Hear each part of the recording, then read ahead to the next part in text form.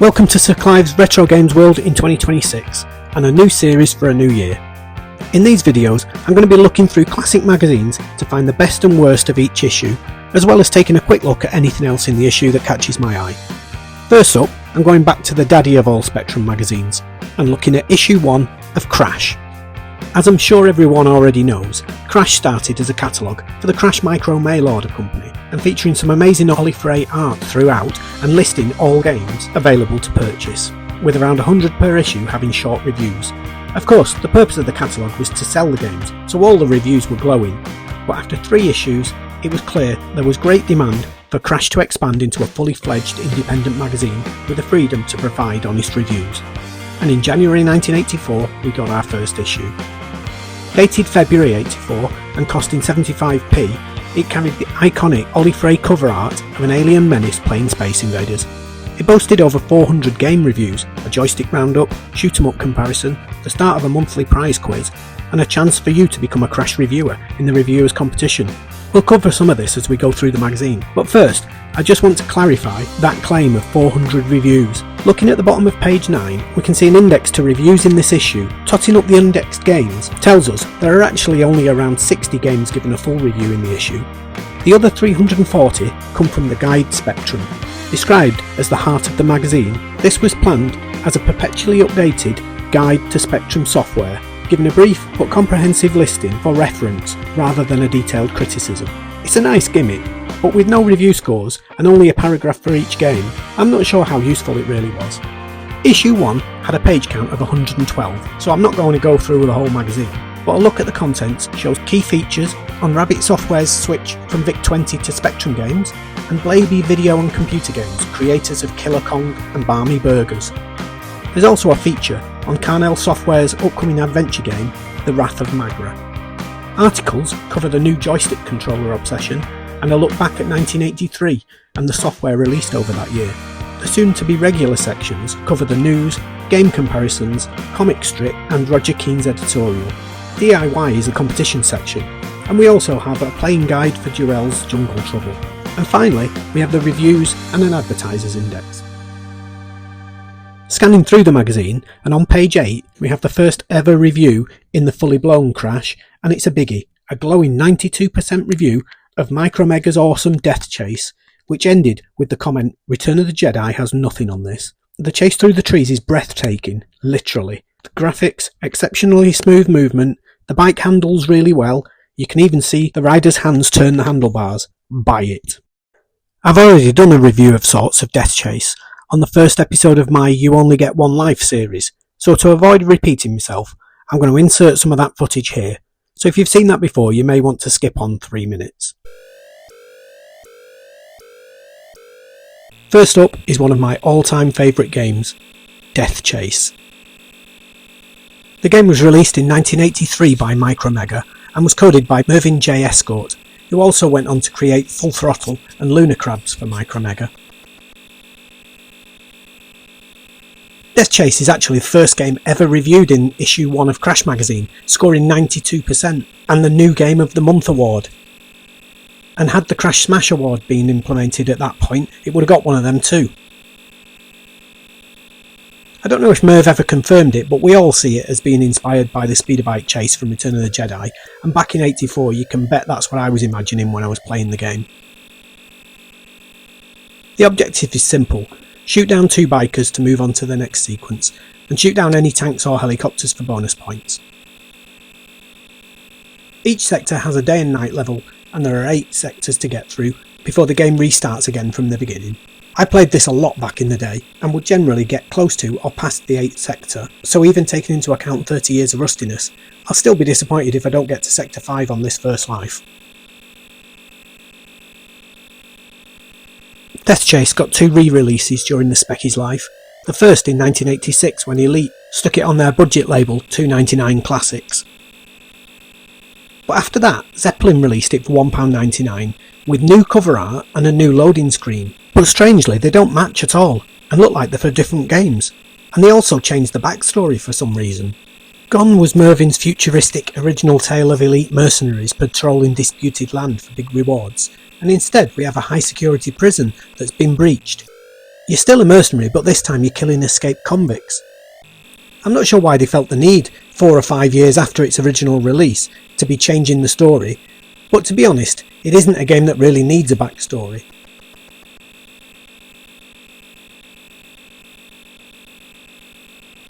It's a very repetitive game, and normally that'd mean its lifespan would be short, but the speed of your bike and how densely populated the later forests become keeps you coming back for another go, and you can find yourself in an almost trance-like state as you weave in and out of the trees in hot pursuit.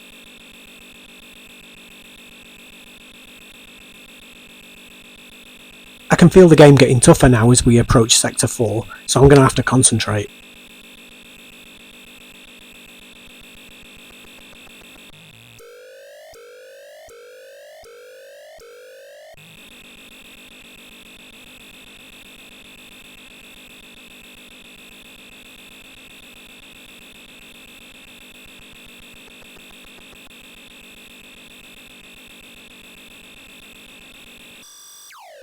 Looking at the review breakdown, the reviewer said that the keyboard positions were very good and responsive, and that joystick was also available.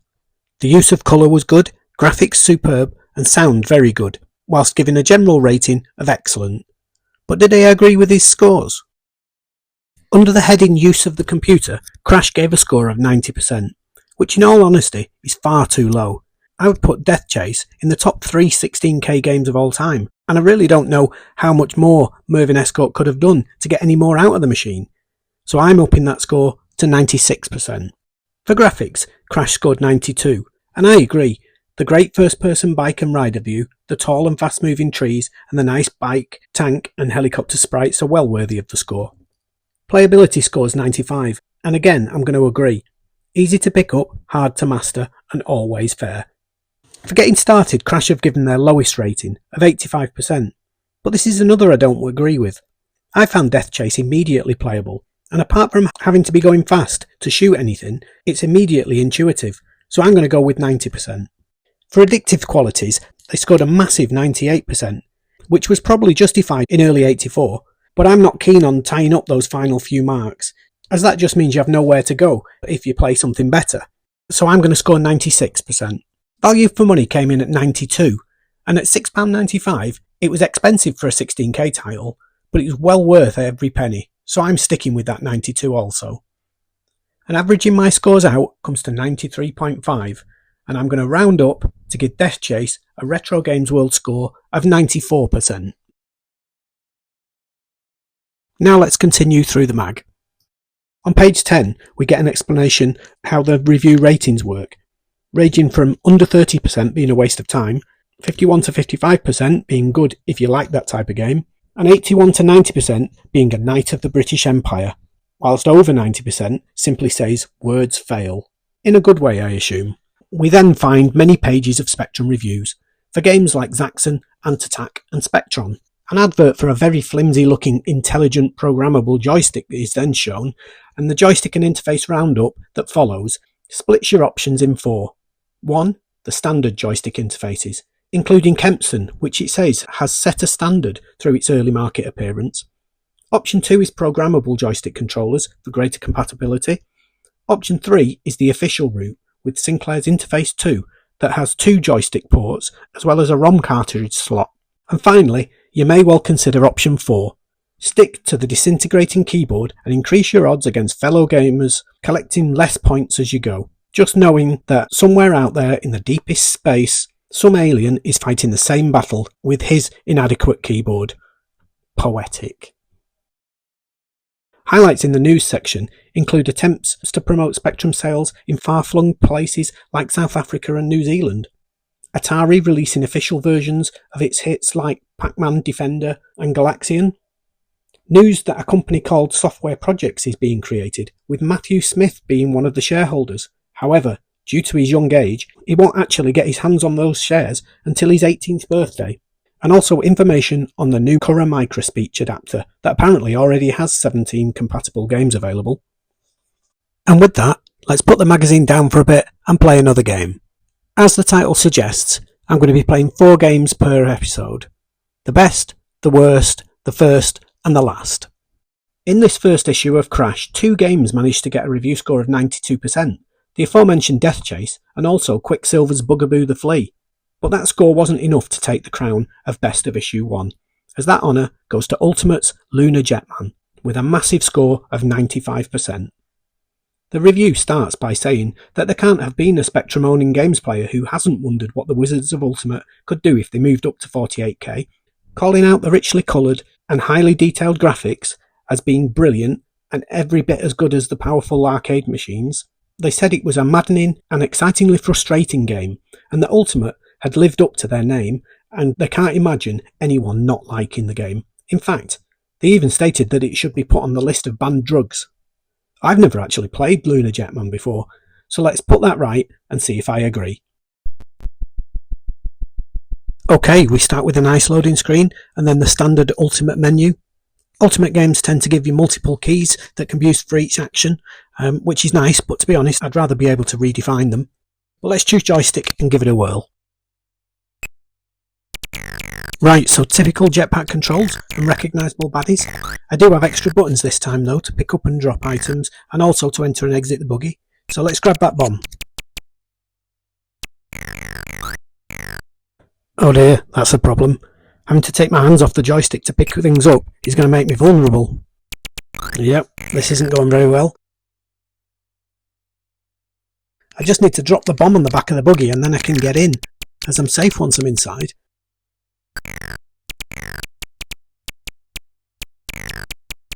But that's proving to be very tricky.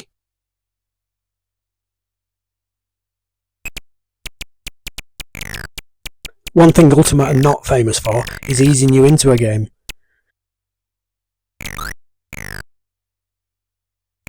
And that's it, I'm dead already, and I haven't even started my mission. I can't just stop the review now, so there's only one thing for it: cheat. A quick visit to tipshop.co.uk gets me some pokes. There are plenty of infinite lives pokes, but they're not going to help. It's invulnerability I need. Right, let's try that again. Released at the end of 1983, Lunar Jetman was the Stamper Brothers' 6th game, but more importantly, it was their first game to be released exclusively for the 48K Spectrum. A follow-up to their 16K smash hit Jetpack, the game expanded everything, from plot to playfield to game mechanics, graphics and sound. In typical Ultimate enigmatic style, the inlay gave a little backstory, but absolutely no instructions of how to play. And why? Because Jetman's lost the manual.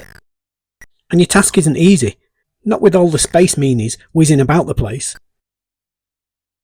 Jetman has crash landed on a hostile planet, and that's triggered the planet's self-defense systems. So you must help Jetman traverse the planet's surface by either walking, using your jetpack, fuel permitting, or driving his large hyperglide moon buggy. Unfortunately though, despite the huge all-terrain tyres, the buggy can't cross even a small crater. So you must install small bridging units to cover the potholes and allow the onward journey to the next base, where you must destroy the missile defence systems.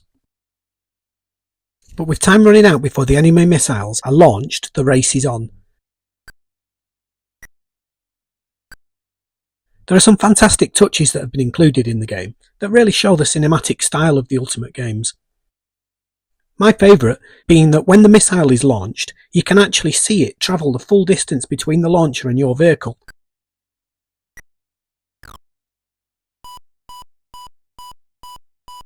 Which is not only a great bit of direction, but also gives you another opportunity to take it out. Using your jetpack, you can fly behind the missile and shoot away at it and try and bring it down before it reaches the target. Succeed and the level's complete, and you can move on to the next base.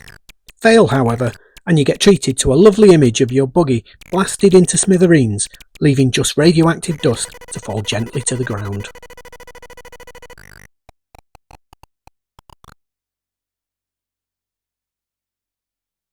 Now let's have a look at those scores from Crash again and see if I agree. Starting with use of the computer, Crash gave 90%, and that's one I won't argue with. The jump to 48K has been handled well, and it deserves the 90% score. Graphics scoring 99% though is crazy. The large buggy does look great, colour's been used really well, and there are many varied alien styles, and Jetman is animated fairly well too. But almost perfect? No way. I'm scoring graphics 92%.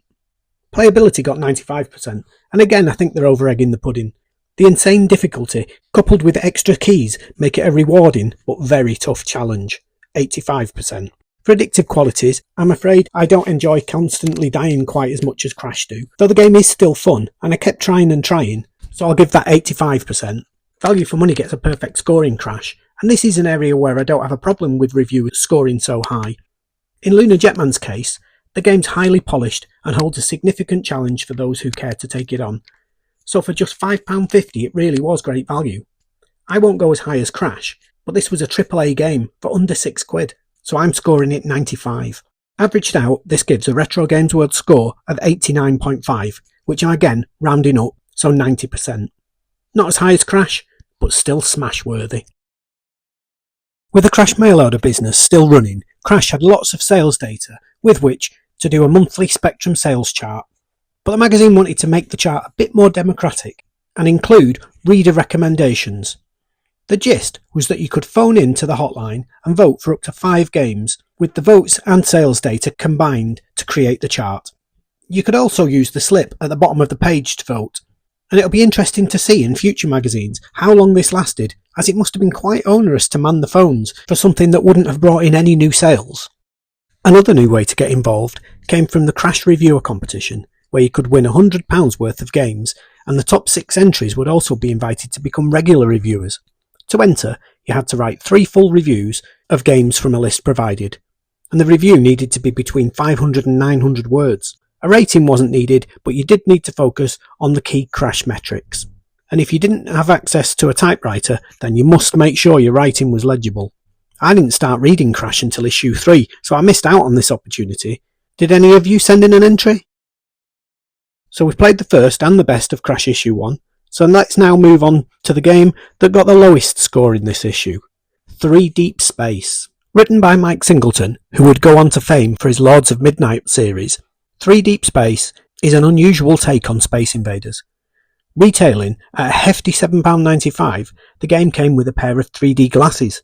The Crash reviewer called out the novel zoom control that allowed you to go deeper into the screen, but also that the 3D glasses were pretty useless, as he couldn't get the stereoscopic effect to work.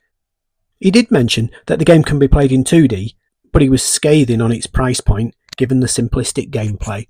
So let's give it a go. The yellow triangle on the left of the screen is your ship, and you must shoot the advancing enemies by ensuring that you're on the same depth plane. To do this, you move right to go deeper and left to return. However, I too couldn't get the 3D to work.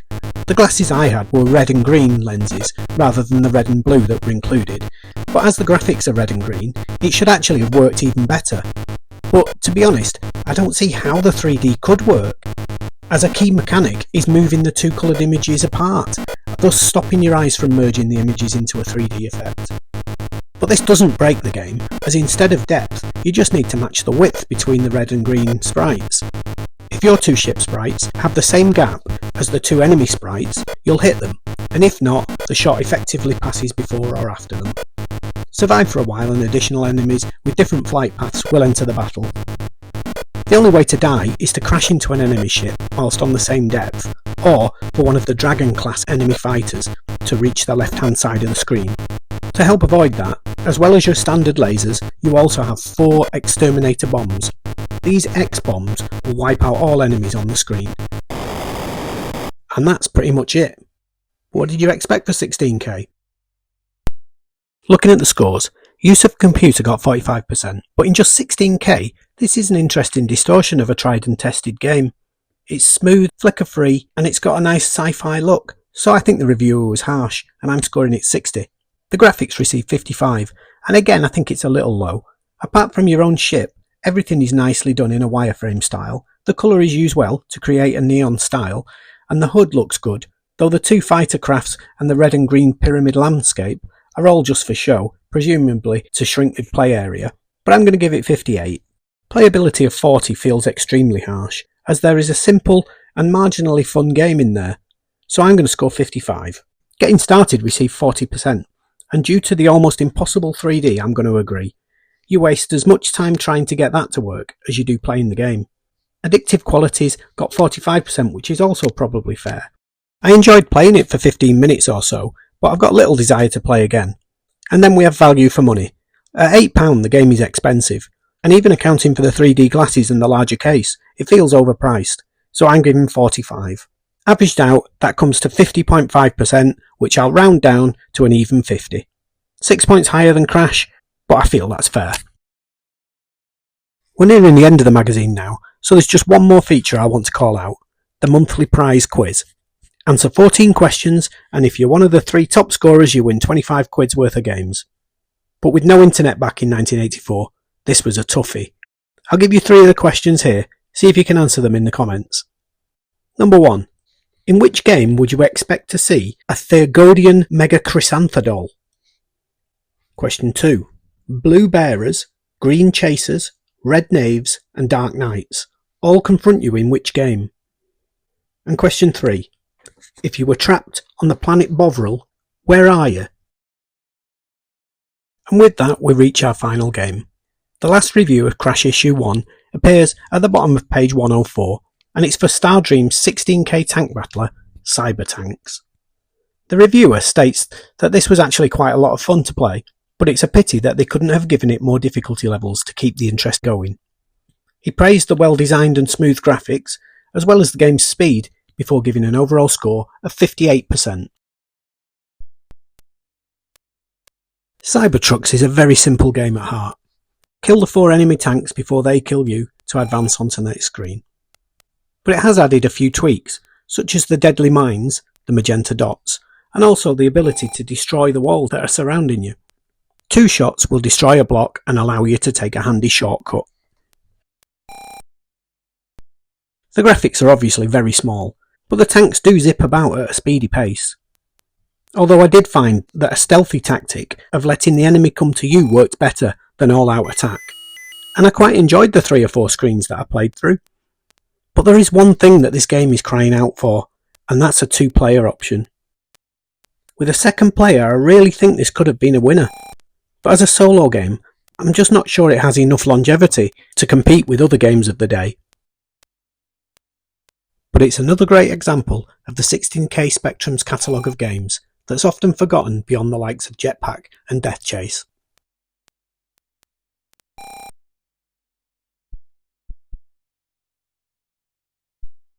On the score front, I think the reviewer was on the whole very fair. 65% for the use of computer takes into account the speed of movement, but also the fact that the game uses almost the full screen as a play area, which wasn't generally the case for 16K games. Graphics at 55% reflects the small but well-defined sprites and scenery. Getting started is maybe a little low at 70, as I think even my granny could pick up the game and know what to do. Addictive qualities at 40 initially felt very harsh, but without the second player, it really doesn't have that long-lasting hook.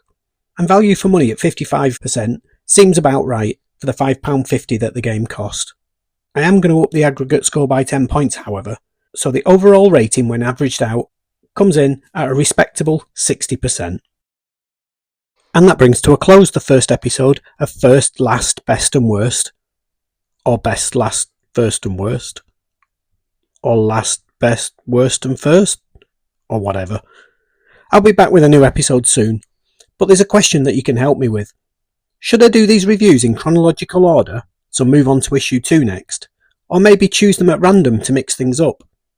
Or I could use some kind of formula, like February 84, then March 85, April 86, until I reach the end, and then go back to March 84, April 85, etc, etc. Let me know what you think would work best. And I'll see you soon on Retro Games World.